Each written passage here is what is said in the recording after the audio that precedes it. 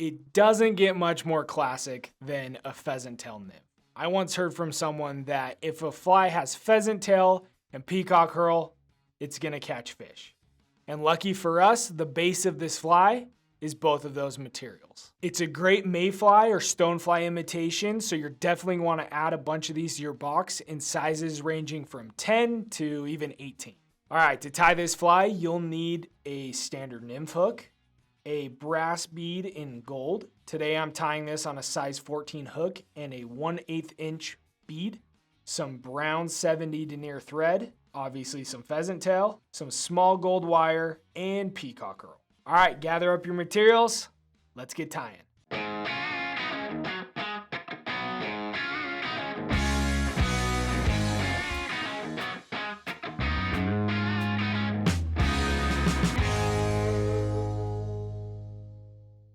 All right, let's get our hook and bead secure in the vise. We'll attach our thread to the hook using a jam knot. This is done by wrapping a few times forward, then wrapping the thread back over itself. Now grab your scissors and trim off that extra thread. Now let's dress the hook by laying down an even thread base. Time to add our wire. Grab your spool and snip off about 2 to 3 inches. Using a few loose wraps, attach the wire, then slide it back until it's just behind the bead. Now we'll lock her down by wrapping back to the end of our thread base. Then back up to even with the hook point. Next, we'll create our tail using, you guessed it, pheasant tail fibers. So let's grab our feather, pluck off about 7 to 8 fibers, and trim the curlies with our tying scissors. The end we didn't trim is going to be our tail. Take 1 or 2 loose wraps. We'll make any necessary adjustments. The 2 most important things are 1, that the tail is the length we want. For this fly, I like to make it just shorter than a hook shank in length. And 2, that it's sitting directly on top of the hook. Now that we've got it adjusted, we're going to secure it in place with a few more wraps. Then we'll fold over the pheasant tail and try to make it as flat as possible with some tight wraps back to the base of our tail. Now we'll wrap back up to about 2/3 of the way up the fly. Because I want to use the rotary function on my vise, I'm going to lock the thread into place using a 1-turn whip finish and then hang up my thread on the bobbin cradle. If you don't have a rotary vise, you can do the next part the old-fashioned way. Holding the pheasant tail in my right hand, I'll take my left hand and rotate the vise, making tight, touching wraps until we reach the 2/3 mark.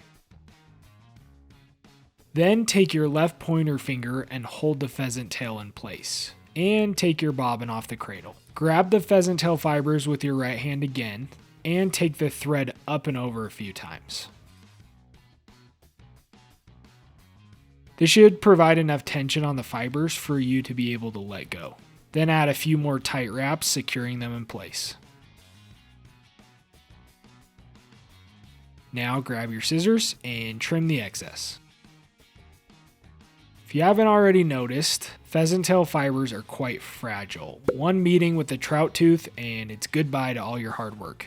So to make this fly more durable, we're going to take our wire and counter wrap it, meaning wrap it in the opposite direction that we wrapped our pheasant tail. We're going to counter wrap it up the fly.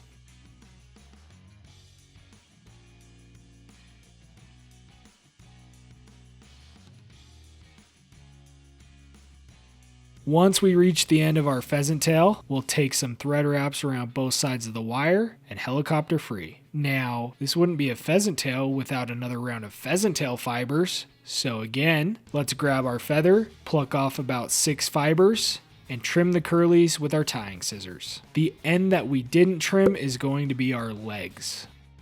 Leaving about half a hook shank length of fibers past the bead, we'll lock them into place.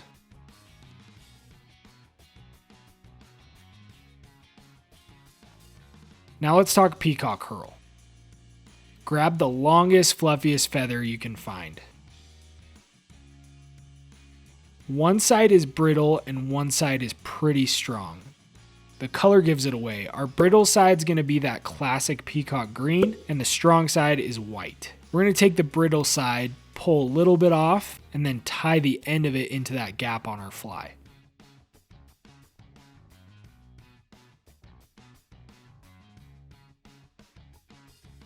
Because peacock herl is super fragile, I'm going to wrap it by hand. So take touching wraps all the way up to just behind the bead.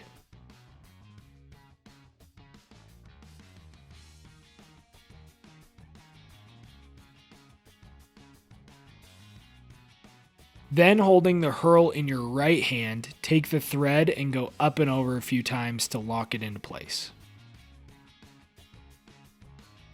Then trim it with your scissors.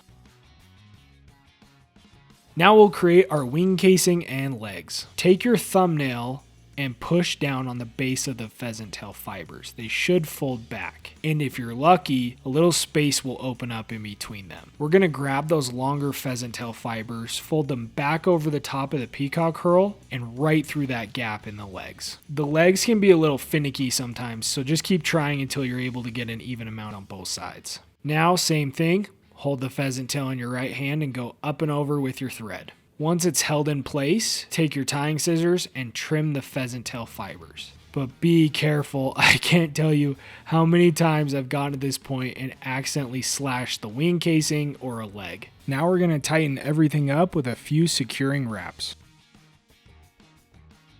Time to whip finish. Grab your whip finisher and give it 3 to 5 turns.